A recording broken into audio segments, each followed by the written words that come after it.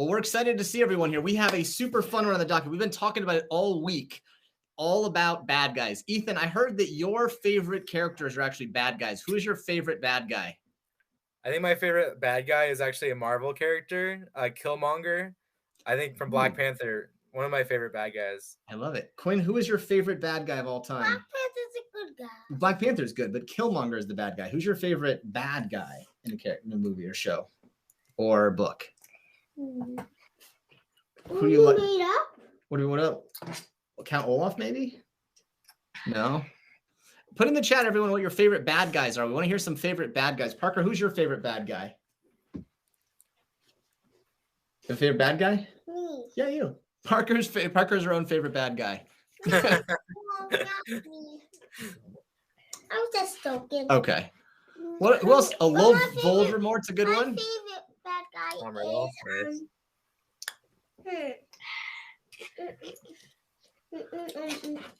is I know.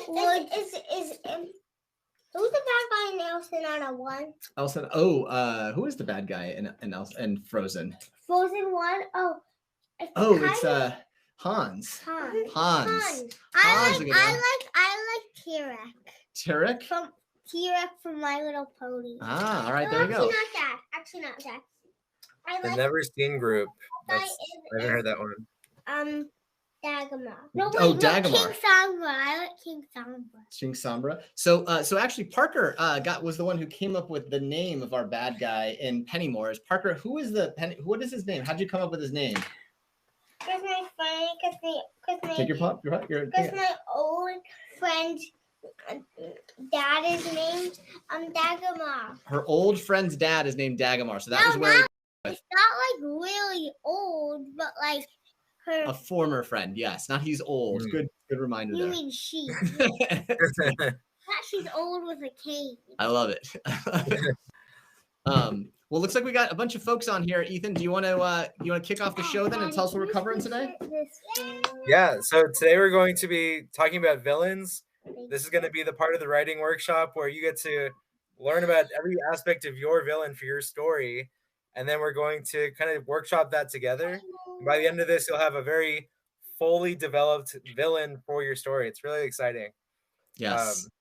So for the Pennymores, what was it like writing for your villain? Like, was it difficult? Did you try to make it a good person, or did you go full evil? When we started, how do we think about the bad guy? Was he really bad or kind of bad or sort of like a little bit of both? He is the worst. Really bad. He's the worst. So we went the worst, but it's interesting. So but we don't actually meet the bad guy until the very end. There's sort of like a henchman. Who is the henchman in the book? Who? Laszlo. Oh, Laszlo. Wait, Laszlo's the henchman? I thought he was good. Well, he kind of good in both, right? Like, you never quite know. So yeah. Hey! That's no spoilers. Don't worry. There's no spoilers. No spoilers for everyone who's reading. I'm not saying spoilers. I'm saying that that I haven't gotten to the very end yet. It's true. We have to read it. We're reading it again now. So for like the 10th time. It's true. It's true. Every little change we have to start from the beginning. That is right. Yeah. So should we get into we should start with some. Sorry, go ahead. Let's talk about villains. So I think here's the key thing. So so good villains are ones that are complicated. So villains are actually kind of complicated.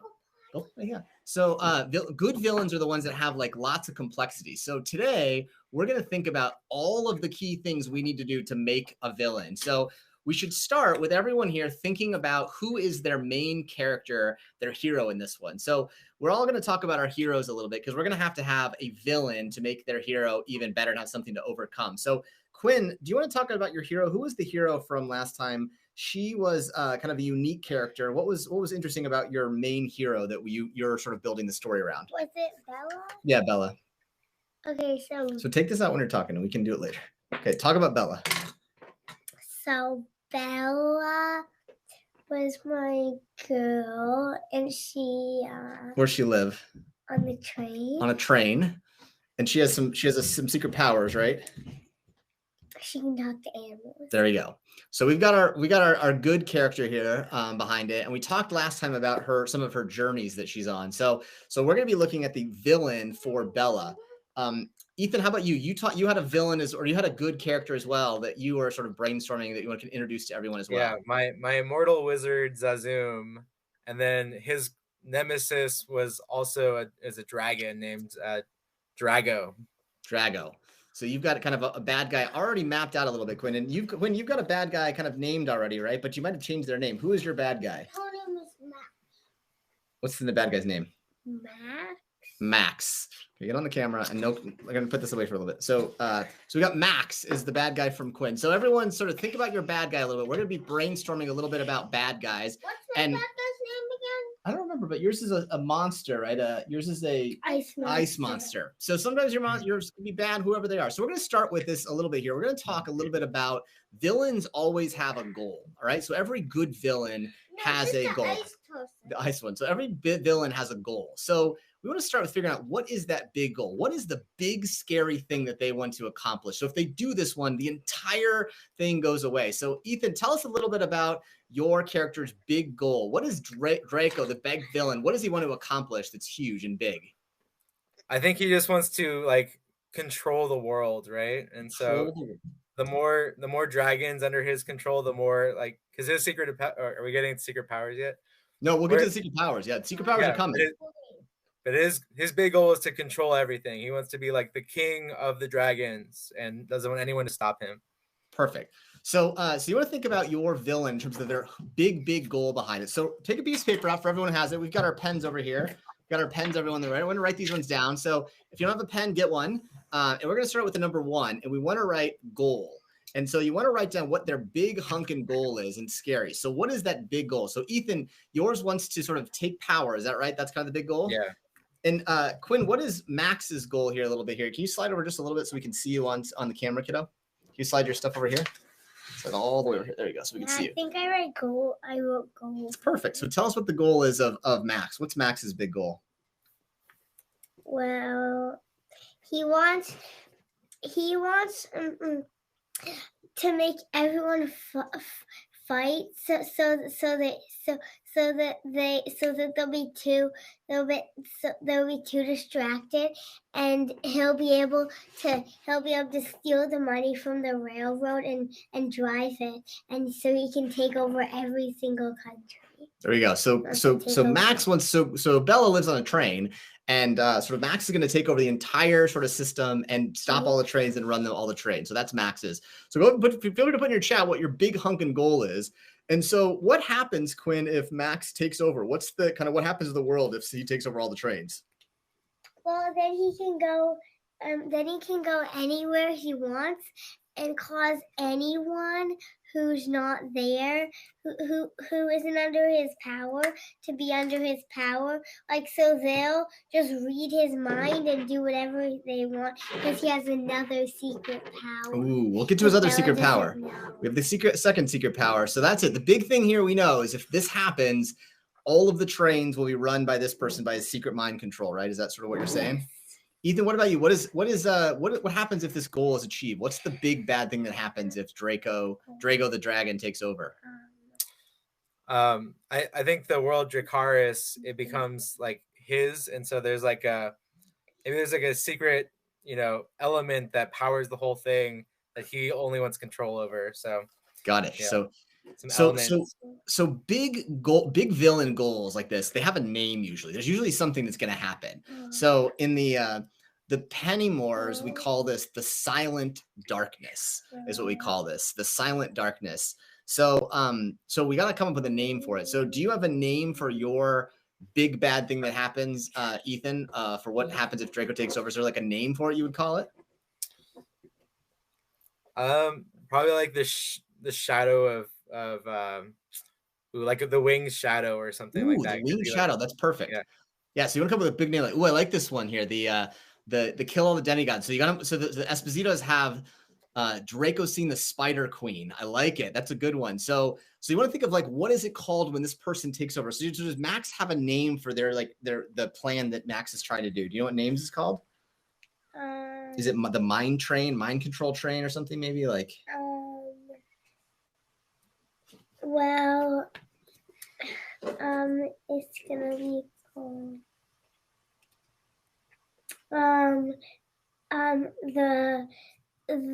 the mind train. The mind train. There you go. So a good villain has a plan that they put in place called the mind train, or what did you call it? The winged what? shadow. Winged shadow. All right. So your villain has a big goal that they want to take over things, and they have a name for it. So Quinn's is the mind train. This is what Max is putting in place called the mind train. His big plan to take over all the trains and put it on there. So the godly death. I like it. That's a good one right there. Other names for your big evil action that could be happening out here that could be going on there. Even if it's sort of, something fun that doesn't have to be such a massive story like a wizard or something like that, like, can be something fun here. So we got godly death. We've got the winged shadow. We've got the mind train. Any other ones from folks in the that they wanted to share here? The bad actions. All right. Well, we'll keep chipping away here. Ooh, mouth of death. That's a good one there.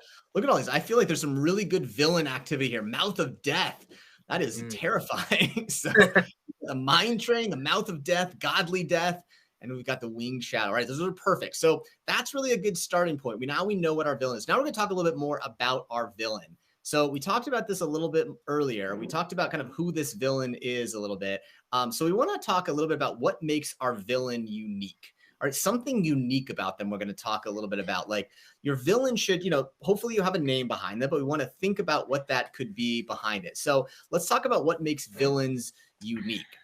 So yours is a dragon, Ethan, right? You've got a dragon. Is this a boy dragon or a girl dragon that you want to tell us? Do we know anything about the gender of the dragon? I'm going to say it's a guy, male dragon. And is Max a boy or a girl, Quinn? I wanted to change the name, so I don't know the name yet, but I'm thinking he's going to be a boy. Okay, so it's going to be a boy. Bad guy's going to be a boy, but name could change, which is totally normal, totally good. So usually when you have a bad guys have some kind of a physical characteristic that we can remember them by. So there's something that's like sort of unique about it, like kind of, it could be a scar that they have, or you think about like Voldermort. Voldermort sort of looks like a snake a little bit. Or the lion, the former knew because he had a scar over right? His eye. Bad guy named the Scar. So usually no, a physical thing. Named the Scar. It's in Lucky. Well, there's one actually. That's actually also in Lion King. Scar is actually the bad one there too. So I know. I watched it. Not the animated one. The real one. The real one. All right. So is there anything special about Max, like physical characteristic that makes the people can say, "Oh, that's kind of the bad one"? Anything you remember? Well, I think,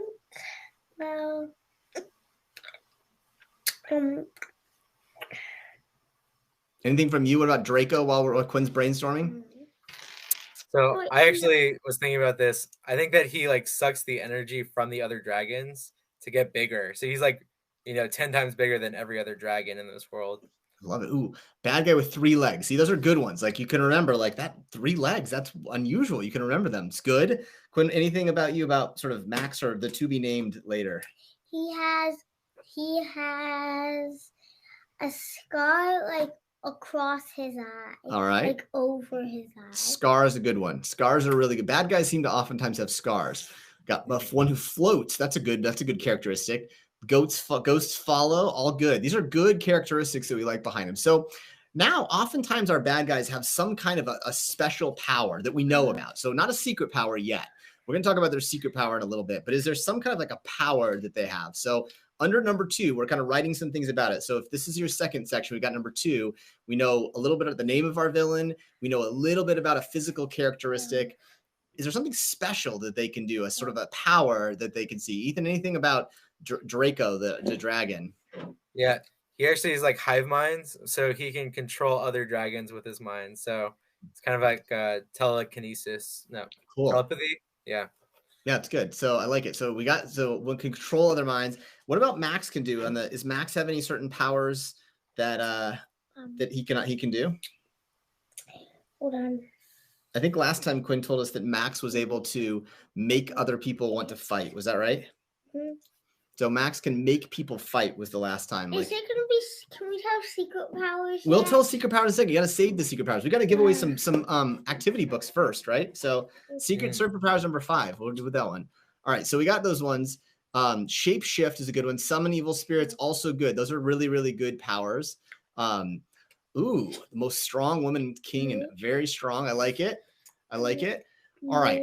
So villains also, we have this sort of power that they've got, this sort of plan that they have behind it. So we've got the mind train here. We've got the kind of, the godly death behind it. Oftentimes they have followers that have a name for it, right? We call it in like Harry Potter, think of the Death Eaters. What's that? Yeah, the Death Eaters that we've got in Harry Potter. So who are the followers of Draco? What do we call these dragons that follows? It's like minions, but with dragons. So Dominion. Dominions. I like it. Dominions. I like it. That's good. That's a good one. Who else? Anyone's names for the followers of your bad guy behind it? We've got some good the Cubics here. So is it like the Cubixins or something like that, or the Cubites? Like, so those kind of things where you call them the names that they do that follow. So in the Pennymores we call it the Ravagers. So the Ravagers are kind of the bad guys who follow sort of Dagomar. This is sort of what the Ravagers are. So the Ravagers are that one. So we've got the what did you call it? The Draminians. Draminions. I like that. Draminions. So that's a good one that oftentimes those ones. So Quinn, any thoughts as your any thoughts of what you want to call your Max's followers? I had to go get some water. No names out on that one. That's okay. So we got some good stuff here. So we've got 2 big things going on here. We got a little bit about our characters. So we're going to sort of quickly show those ones. Just see, these are the things that we've done so far. So we've wind up getting our uniqueness. So who are they? Are they a boy or the girl? The cubes. I like that one with the Z. That's a good followers one. Their unique power, kind of the defining physical characteristics, and then kind of their followers, what they might have behind it. So this is sort of what makes them unique. And the first one is that big goal that they have. Who are those pieces that we've got? So those are kind of the big ones here. Got a little bit more to cover about bad guys. Can we do some more bad guys? Yes. All right, perfect. All right, so we're on to part number 3 here. This is number 3 of the bad guys. So we've now really done 2 big parts. We've got kind of what is their big goal? Yeah, you got to put that one down. You skipped it. There you go. So make that number 3. So number 1 is sort of what is the big goal and what do we call it? Number 2 is what makes them unique. And now we want to understand, how did they become evil? So this is the big question we got to understand now a little bit, is how in the heck did they become evil? Because, not every bad guy is just born as this terrible person. They become evil some way. So we're going to talk a little bit about what sparked them to think about being evil. And then we're going to talk a lot about how they actually cemented that one.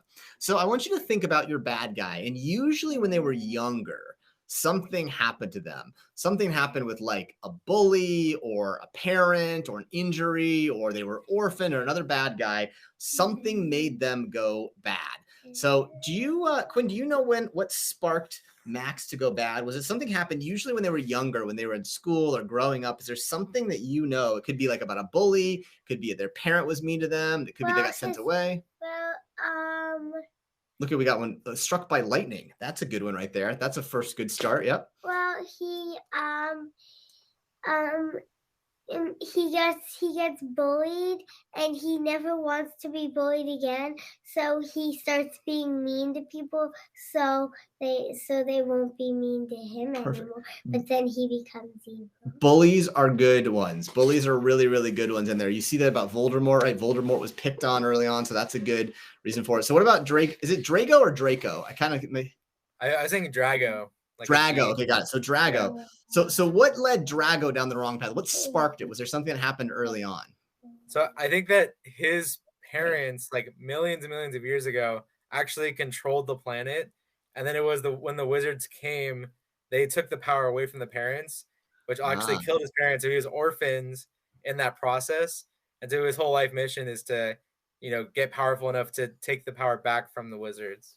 So revenge is always a good sort of spark that happens too behind it. So maybe that leads into that one. So these sparks, so a dragon killing his parents are good ones, getting struck by lightning are good ones. These things happen. And so then we want to talk about what was the first time that they became evil, that first act, kind of what's when they set off on it. So you said here that Max was bullied. what was the first thing that Max did once he decided he was not going to be bullied anymore? Was there an action he did? Did he pick on someone else growing up, or what did he do to sort of first be evil? The first time he tried to be evil? He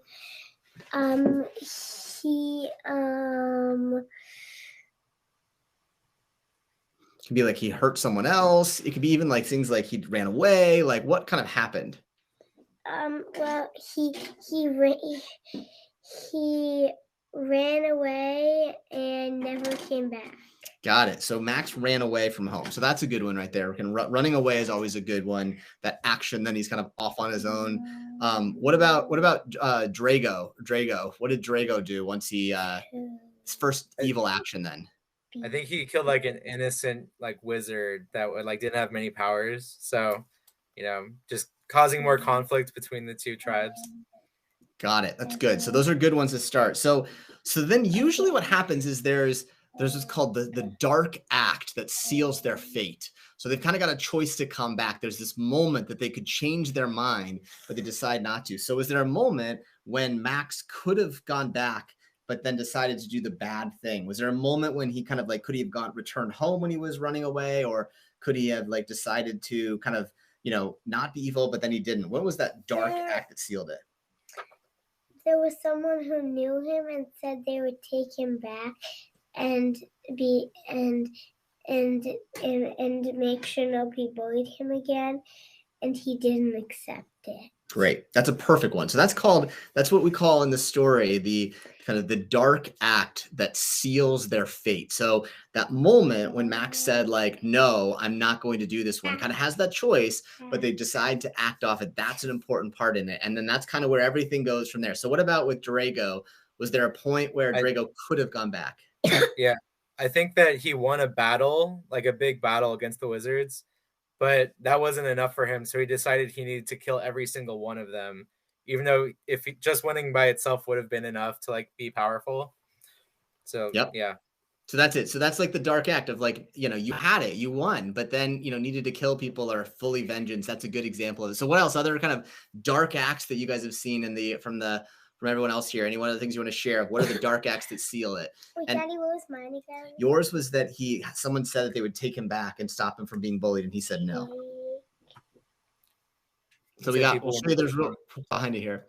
This is again the example of kind of what it is. So you'll see here in this sort of slides, and we'll share with you how the slides kind of go and the everything behind it. But this is kind of it's called the tragedy. This is the sort of the hero's journey, but for sort of when bad things happen. So usually evil characters go on this kind of like tragedy journey where they eventually go down this dark act. So the key thing is they have these small things that start with them being evil and they seal their fate in the dark act. And that's what happens to them. That kind of like sealing fact. Nice. All right. So we got our moments here. And these are going to be the fun ones where we start to have these ones. So take them in is a good example. Yeah. Friend of Dragons to take them in. These are all perfect kind of examples of when they could have changed their mind. Like everyone gets a chance to change their mind, but they decide not to. And that's where villains really become real villains. All right. So now we've got a couple of fun ones here. These last two ones are my favorite ones in making villains. Every great villain has some kind of a helper. We call this the henchman. So it could be the henchman, the hench person, the hench dragon, or the henchmen, whatever it is. But the henchmen are the people who are kind of like the followers who decide to help this person sort of do their bidding and stuff like that. So in this story for the Pennymores, we've got Laszlo, who's one of the main henchmen who's really helpful in that front along the way. The henchpet, that's good. Henchpet's a good one too. And it can be, it doesn't have to be an animal. It doesn't have to be a sort of a person, but it can be a creature of some sort, whatever it is. So we want to know who is the helper who does this one, or the helpers behind it. So Ethan, does Drago have some helpers that kind of do his bidding for him?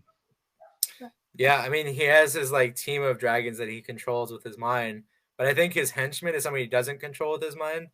So what I'm thinking is that one of the wizards that he killed, he actually just kidnapped, and then that kidnapped wizard is someone he trains to be his henchman. So, yeah, it's a good one. So, and So is there something, a defining characteristic about this person, like something that kind of like makes him different from the other wizards, something, a physical characteristic about them? Probably like the hunchback kind of thing. Like he just from like constantly doing like things that wizards do, like but without the so like kind of like a hunch. Perfect. So Quinn, what about you? Does Max have some helpers that help him a little bit? Does Max have helpers? So what are you guys talking about? Parker. Does Max have any helpers, Quinn?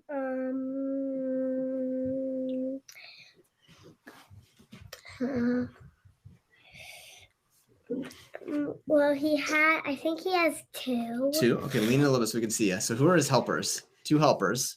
His helpers are Did you say one was named Andrew? Andrew. And one was named Andrew. And the other was named Arthur. Arthur, that's right. Andrew and Arthur. And anything, do they look interesting? Like, you know, in you think about those ones are from some of our friends, like in Harry Potter, we think about like looking at like, you know, kind of the guys who kind of are hunched over, a little bit beefy or whatever like that. Anything special about the way they look, Quinn? Like really dark hair or light hair or freckles or glasses or a cane? So both they look exactly the same. They both have freckles and light hair, but the one difference is that one has glass. So they're identical twins. Arthur and Andrew are identical twins. That's a good one. So good kind of things behind what they went out there for sure. So what other kind of henchmen? So we've got a great archer. That's a good one. Como the archer with green hair. I like it. Tigers named Doom. Those are good ones. Ethan, any kind of special physical characteristics? You said hunched over. Any other things about the wizard that's hunched over, the hunched person? Spell back. B-A-C-K. I think its skin actually starts to look more scaly because of where he lives in the world. So he's starting to like give off dragon qualities, even though it's a human. Got it. All right, so henchmen also kind of drive their villain mad, because they drive them batty because they kind of make mistakes. They're not as good as their henchmen, right? They kind of like make mistakes, or they do things. They have some things to do. So what is some of the henchmen would do wrong? So Quinn, what do the twins do wrong that drives Max batty? What do Andrew and Arthur do that drives Max batty? Slide in so we can see a little. They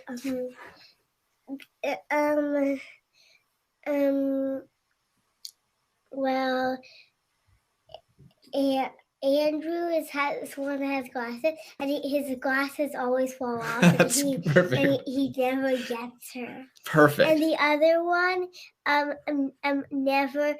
never always forgets to tie his shoes. Great. Those are perfect kind of henchmen foibles or bumbles. Yeah, we can. So what did your henchmen make mistakes? Oh, Parker's drawing pictures. Pictures are great too. Any kind of what do your henchmen do? What's funny about them? I didn't get to see my henchmen. Oh, your henchmen are like the bad guys. Who helps the bad guys? Jackamar. It's a good name. And also Polar. Park, Jackamar, and Polar. I like it. It's good. And they annoy the big ice person. See, annoying is a good one right there. That's a perfect one, Park. And also and that's okay. We're gonna get. Let's let you. Jack had really tall, and he kept falling, so he couldn't catch Bella. Perfect. So villains have, henchmen have these things. What about the wizard in this one? What's the henchman do that drives the Draco baddie? I think the henchman questions Drago too much. Like Drago's used to not having people. He's like, he has yes men or yes dragons around him, and so the henchman's like, "Why are we doing this?" And then Drago has to like tell him to stop questioning him. It's good. And so henchmen also always kind of they sort of always are like, they wish they could be the boss, right? They always want to be in charge a little bit. So what does the henchman say behind the back of the villain? So what do Andrew and Arthur say behind the back of Yeah, right there, kiddo. Yeah. What do they say behind the back of Max? Slide a little so we can see it. Do they say anything about him? Like, do they like he smells funny, or he doesn't do his job, or what do they say about him? They always say, you should take a shower, man. Does he smell? He smells.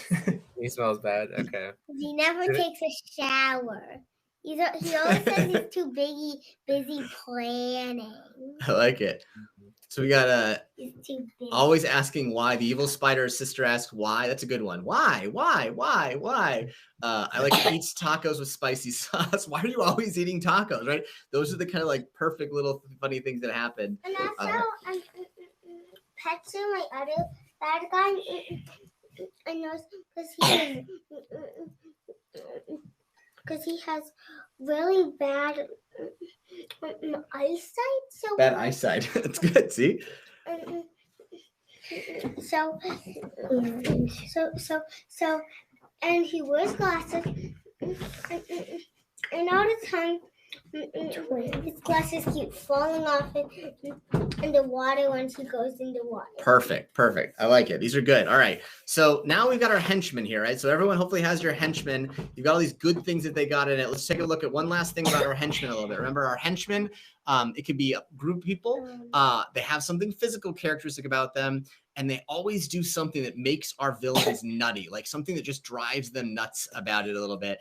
And they probably say something about them like behind their back, like the villain is smelly, the villain does something, and all these things help us because oftentimes the henchmen make the villain fall and fail behind it. So we got our last one. All right, so our last one here that we're going to do about our villain, and this is the one that everyone's been asking about, is there's usually a secret superpower that our villain has that we don't know at the beginning. We just did the one about the henchmen. That was what they did. Yeah, you got it. That's perfect. So the last one we have is the secret superpower. Now, why do we need a secret superpower? Do you know? What number are we this on? is probably this is number 5, but you've been numbering them in your own ways. You can number it however you want.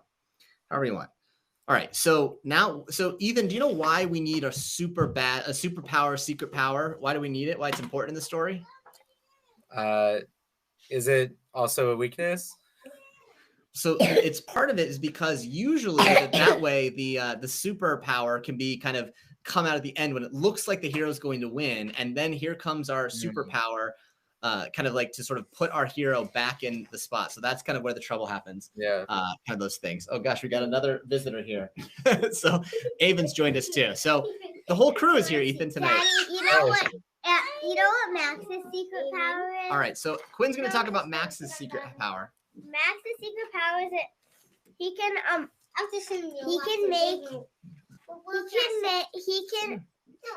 make people read his mind. Not like he can read people's mind, but he can make people read his mind and do his bidding. That's an interesting one. So he kind of can like flip it around where people can read his mind and listen to him. That's a good one.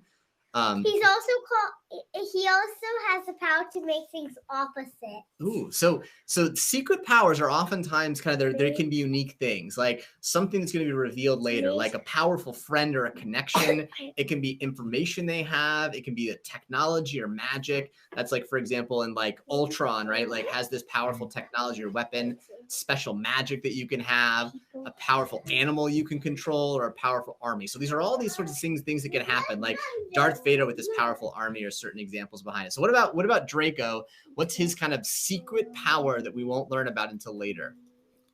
So if he does accomplish his goal, his secret power is he can control all life on Dracarys, the world, through like the core of that world. So he has to get to the core so that he can like activate his secret power, which is controlling all life.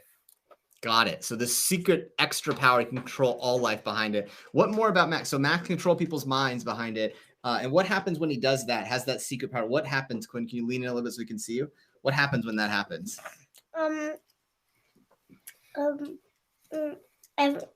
Everyone does his bidding. Perfect. So once that happens, everyone does the bidding. So what other secret superpowers do we hear from anyone else? Any other like superpower things like controlling a whole army? R-E-A-D. Control the whole army. There's like a secret animal that comes out, like Darth Vader happens, controlling the Death Star. What are some of those things? You know, my favorite villain, Killmonger, his secret power was that he's actually a military. He knows how to infiltrate governments and take over very quickly. And that was a big plot point in Black Panther. Perfect. So that's the kind of the big last one behind it. So what we're going to do now is we're going to basically this week try and do some of these secret powers. So we're going to go through them again. This is kind of, again, the secret power. But here are the 5 things that it takes. 5 things it takes behind it to get out. Ethan, you want to walk through real quick, and I'm going to clean the room here just for a second here. So I'll let you take over for just a second. Yeah. And while I'm going through this, please share what your secret powers are as examples. But yeah, like I said, we have powerful friend or connection, information that can be used against the hero, powerful technology or a weapon. Magic is really cool. I think most of the users here have like magical power worlds. So what is the magic power that your villain has? Also, I have creatures in my world that probably should have secret powers. That'd be cool. Like the lizards. I think the lizards need to have an equally secret power for the villain. And the key thing about these secret powers is you don't learn about them until later. So they're an important one to know what you're going to have behind it because you can use it later as part of the story. So I think one last thing that we're going to talk about is, how you can wind up writing up these ones. So sometimes it can be really fun to write the story from the villain's perspective, just tell the story of the villain. And kind of what you want to do is tell us like how that villain became evil. So you want to tell us like kind of we call it the origin story of the villain. This is like how the Joker became really evil, or how, kind of Thanos became evil, or how Max became evil, or how Draco. So you kind of want to start up is sort of telling that story of what they did to sort of go on this path, and kind of like, here's what their goal is, and then take us back to kind of what sparked them and to get to that point, and now kind of how that's controlling their for sure. So Ethan posted this in the chat. Here is a little form you can fill out this week if you wanted to write up a story and sort of share what yours would be behind it. And then we'll take a look at it. And one last thing that we'll share with you a little bit is one of the ways that we did it this week, Quinn and I and Parker and I tried this out, is sometimes you can do this as kind of like create your own, almost like kids book. So we did this and we put this together in PowerPoint or Keynote, and we just kind of made each slide be our own little thing. So sometimes it can be fun to tell a story that way, just slide by slide. Ethan read it, was like, oh, that's kind of a cute little good story. But it's a fun way to do it where you can turn it into kind of a kid's book. What's your new one? You're working on one right now. What's it about? Quinn's Upside Down Adventure. Yeah, so Upside Down Adventure is kind of what it is. All right, please here, anyone who wants to get in, get the cue. We'll do a few selfies here. Why don't we get here we go. We'll get the put you guys on here. Here we go. Let's get some selfies. You ready? All right. Here we go. Oh, the cat's in too. There we go. 3, 2. Excellent. I love it. All right, let's get the Espositos on here. We'll get you guys off. Hold on one second. Let me wait 1 second. I need to get myself off stage. Oh, there we go. There we go. Now we'll try it again. Here we go. Selfie cam. Here we go. Carl, good to see you. Ready? Here we go. Excellent. Good to see you guys. Yeah. All right, we'll do a couple more here. We got the cry checks. Should we get the cry checks on for sure? Here we go. Are you ready? Let's do some selfies. All right. 3, 2, 1. Don't block my face next time. I know. Awesome. Good to see you. All right, who else do we got here? Anyone else do we got who wants selfies tonight? Ethan, do we need selfies with you? Jack? I guess it looks like everyone else. We're gonna guess this is it. We'll call tonight. There we go. Ethan, we'll do a selfie with you to end it here. Here we go. Selfie with Ethan. Here we go.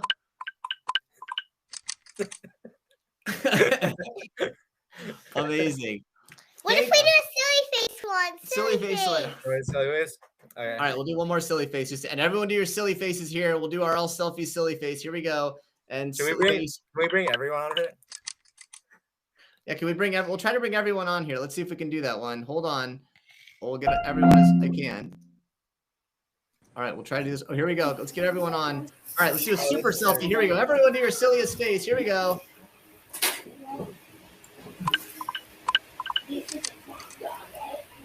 Oh, that's a keeper. That's a good one.